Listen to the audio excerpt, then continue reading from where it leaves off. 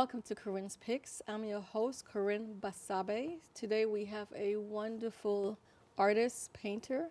We have Katro Storm. Welcome to Corinne's Picks. Oh, thank you. You know, I have been just marveling about your paintings all week. I was referred to you by a prominent gallery in Connecticut, Okay. Standard Space Gallery. hmm Tell us a little bit about your art. Um, I'm primarily a portrait painter, and I started out painting portraits early, and I like to paint. Currently, I'm painting people um, that I'm familiar with, that are family members, friends. But I started out painting portraits of like people like Bob Marley and Malcolm X, and people who I was inspired by. And now I'm focusing a little more on personal people that inspire me. Why portraits? I mean, there's so many ways of constructing, you know, an image. Why? What is it about the portrait? I'm just I'm very attracted to people, and it's just something about a face that I think everyone can identify with. I think I can identify with a small child, and I can also identify with someone who maybe is a little more familiar with the art world, like museums and galleries. Everyone can identify with a face. Yeah, but they're quite striking because they're not only portraits, but they're extreme close-ups of a face. Like you really are met with the person's inner, like their essence. I mean, they're really striking to look at. They're quite large and they're extremely, you know, you're basically face to face with that person. Good. That's kind of what I'm going for. I also try to put a soul or something behind it, so it's not just a representation of a face, but it's when you look at it, you realize that there's a person behind the painting. So, I want to go, I don't like to talk too much about a pacing without the audience knowing what we're talking about because Okay. we've both seen the image. So I Right. want to go to the first slide so they know what I'm talking about in terms of extreme close-up and the size and magnitude. What about the choice of the color palettes? Like we're seeing three instead of one. So one of them has, um, you know, different colors. All of them have different tones. What are some of the decisions that you are making? Well, this particular one is of Jane Baldwin and I forgot the other guy's name, but F. Buckley, William F. Buckley, and they had a debate, the two of them. And so basically, I'm a James Baldwin fan, and that was such a famous debate. That's how those two came about. And the other painting is of a guy who started Cornell Health Center, and that was a commission. So and as far as my palette, sometimes my palette chooses itself based on what paints I have in front of me, and because I've been painting for so long, I sort of paint with the same, this, a similar palette, and anything you paint black and white is always pretty strong. So when you paint something black and white, it it kind of jumps out at you automatically. So I haven't seen these paintings up close or in person. What kinds of paint are you using? Most of the time, because I paint indoors, I paint with acrylics. Okay, that's interesting. I said the one with James Baldwin is acrylic, watered down to different tones, or is that Um, actually? I guess you explain. that's pretty good. Sometimes I thin the paint out to get different values, and sometimes I use different shades of black. There's and different shades of white, and sometimes I use grays. The James Baldwin is predominantly just black and white, the William F. Buckley, which is right next to it, there's gray tones in that. And you're mixing the colors yourself, or you're buying the various. Most of the time, I mix them myself, but Right. you know, sometimes I paint right out the tube. Wow, wow. So where did you study art, or are you self-taught? Both.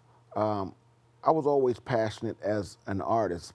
I was a big fan of Good Times on, you know, I'm not sure if you're familiar with, but I was a big fan of JJ, and later on I learned that his artwork was actually Ernie Barnes, and so that was what attracted me to, you know, the arts. Well, I had an older brother also who was talented, and everyone in my family has a little bit of, you know, a little creativity going on with them.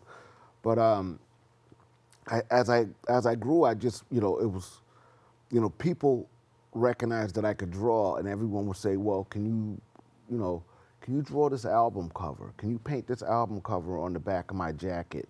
And things like that. And, you know, just, you know, basically, you know, my painting was based off of people's, you know, asking me to, you know, can you do things?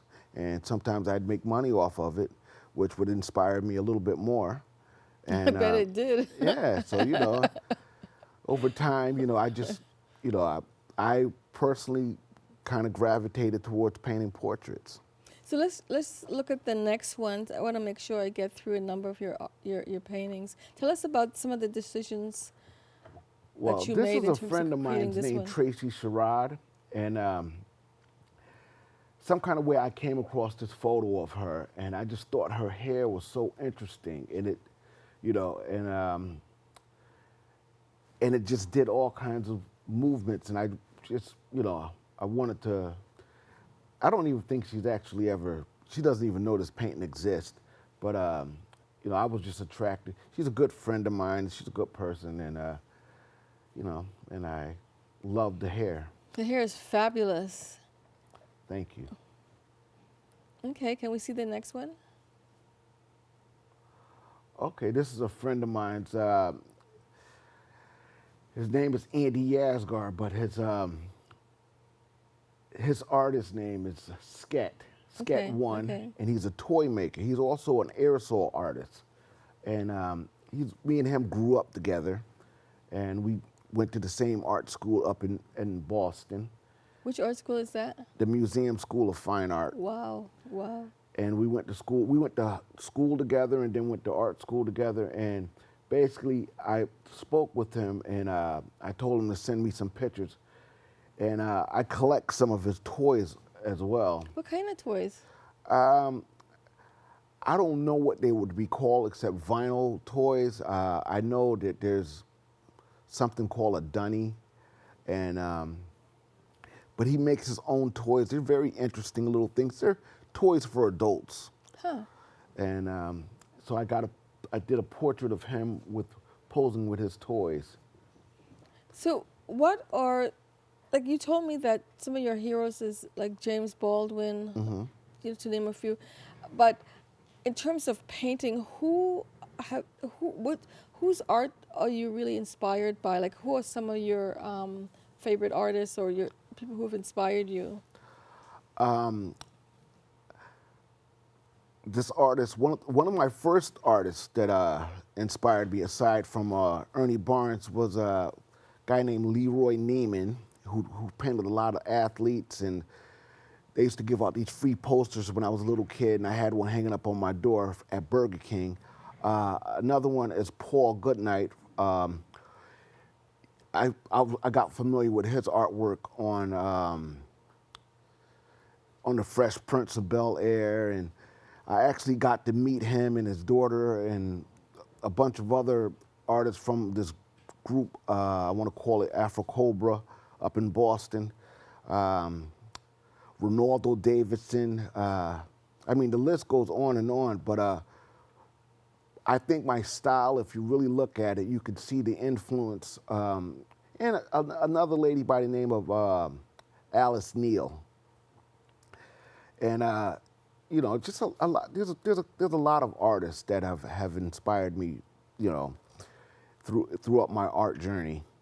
and Jackson Pollock, you know, just to name a few, because there's, I mean, we can sit here and I can probably rattle off another 10 different artists, but a lot, those are the main ones that have inspired me. Okay, so can we see the next image, please? Tell us a little bit about this one. This is a good friend of mine who, his name is Ness Rivera. He passed away recently, and I actually painted this portrait of him for his wife. I haven't quite given it to her yet, but he was a very dear friend of mine for 30 years, and Wow. and he was just a good person. He was a Renaissance man. He was able to do a lot of things, took care of his family. Just a real good person, very creative, great family. No, it's really a beautiful. That's an oil painting too, It's by a the way. beautiful portrait. I know it seems softer than the other ones, and I have art by so many of my friends who have passed, so I know it's going to mean a lot to his wife because the person's gone, but at least that image is there. Mm-hmm. Okay, can we see the next image?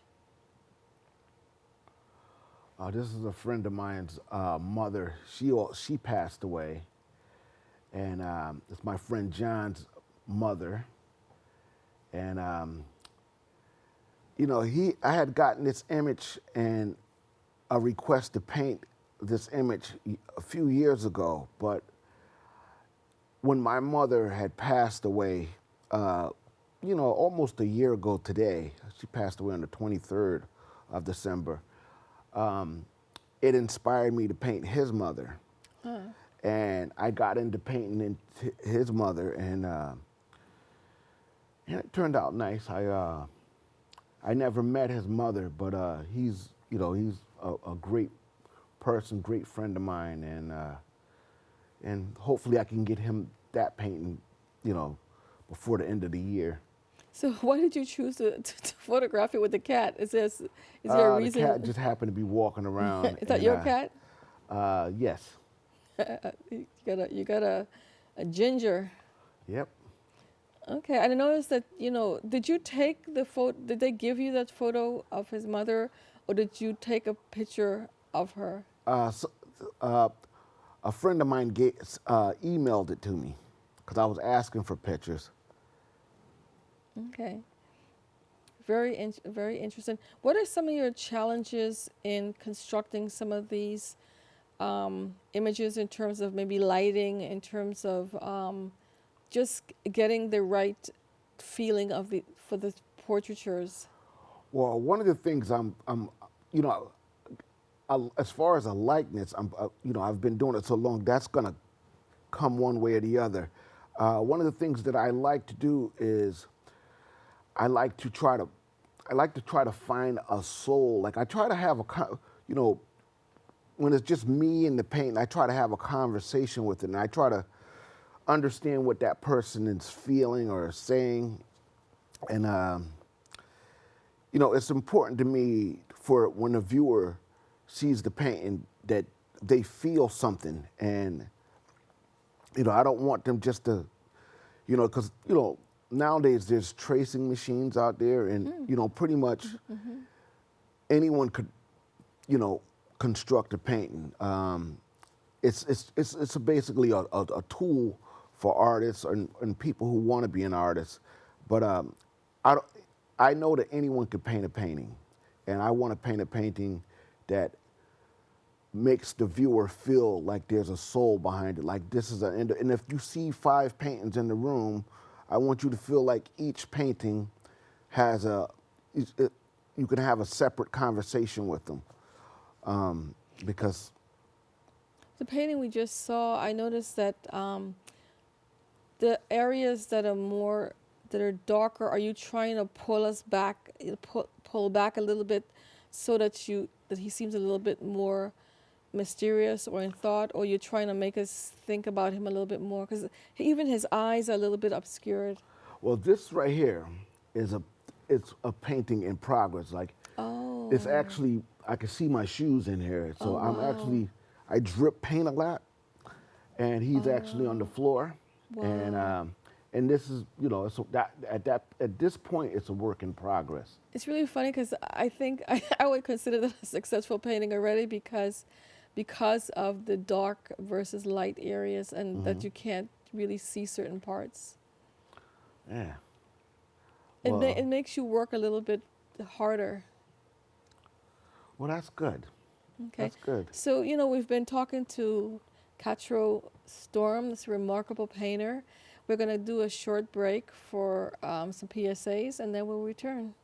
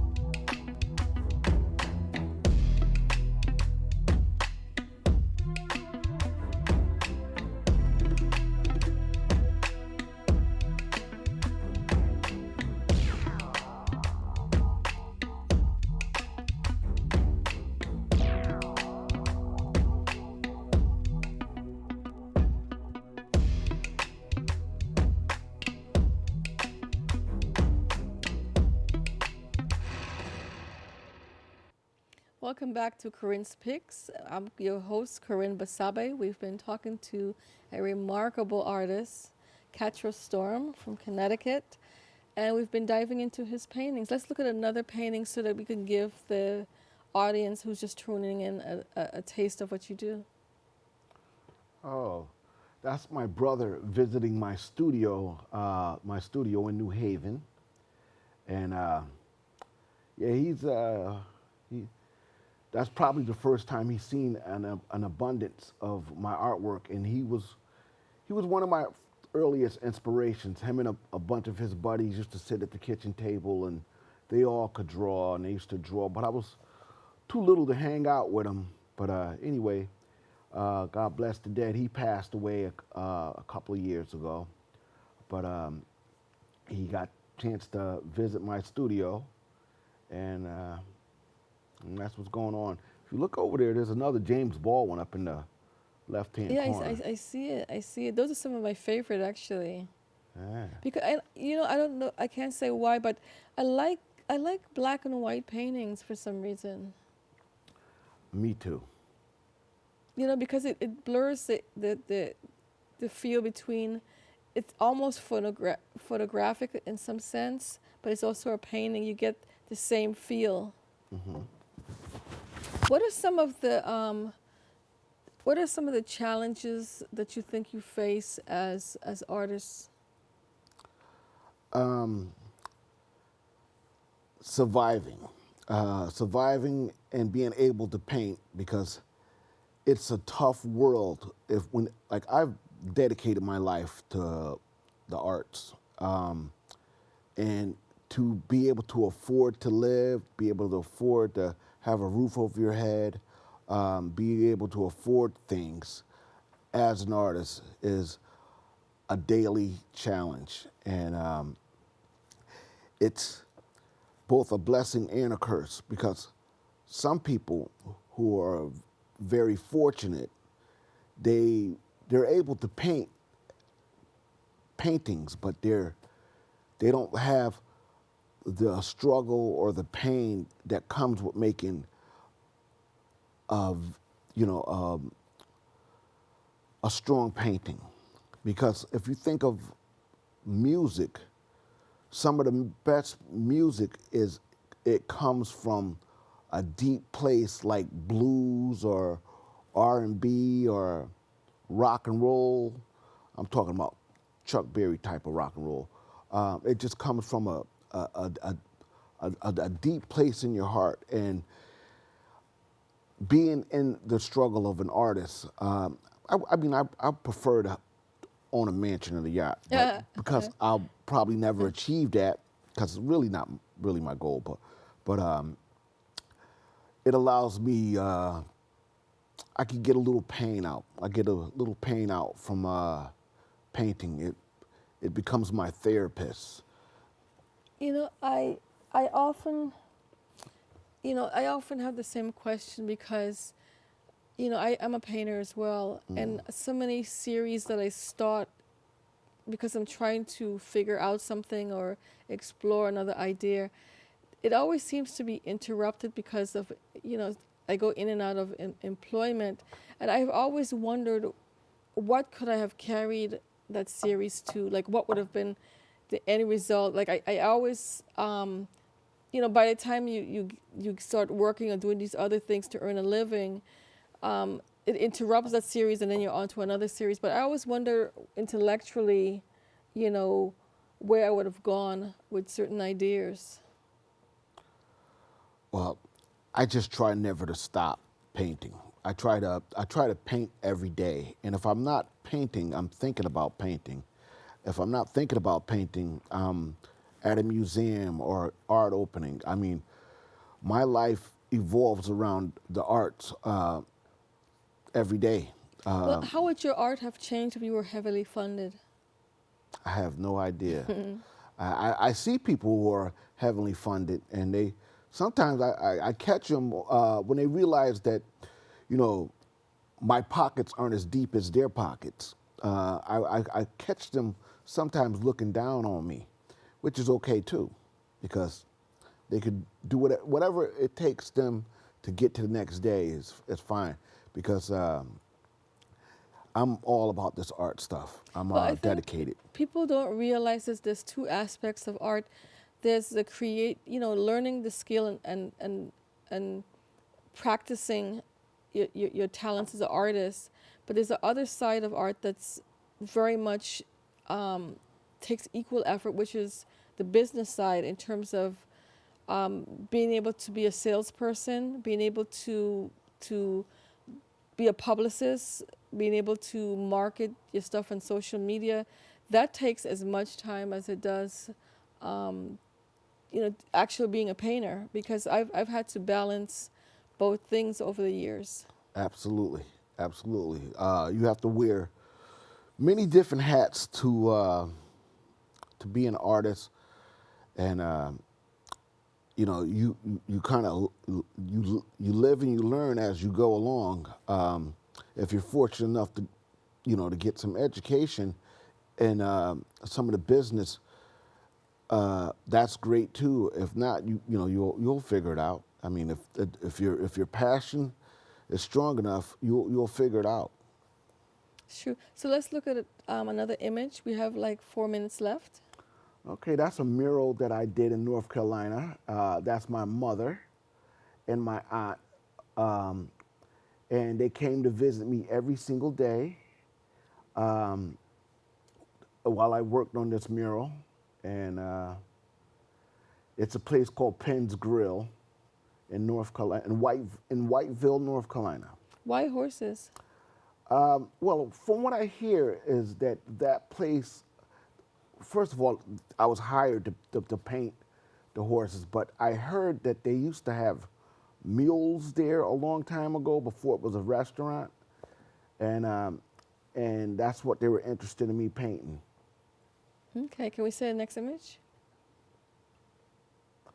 That's a family member. That's my cousin Toby, and I surprised him with a portrait of himself Oh, wow. on his anniversary. It's It's wonderful. I think he was married for, I could be exaggerating, but at least 57 years. Well, you know, I hope some of that generosity comes back to you. I noticed that you give away, you, in this interview, you've given away a couple of paintings. I give a lot away, but I Yeah, sell a lot too, so, you know. yeah. Well, that's know. wonderful. Because, you know, you basically give so much to people's lives when you give them a portrait, Yeah. you know. So what about this? What about this one? Is a portrait. This is my mother, and my mother had came to see some of my artwork at the Stetson Library in New Haven, Connecticut, and this is the last photo I have with my mother, Oh, wow. and this is the last time she got to see my artwork. That's And- wonderful.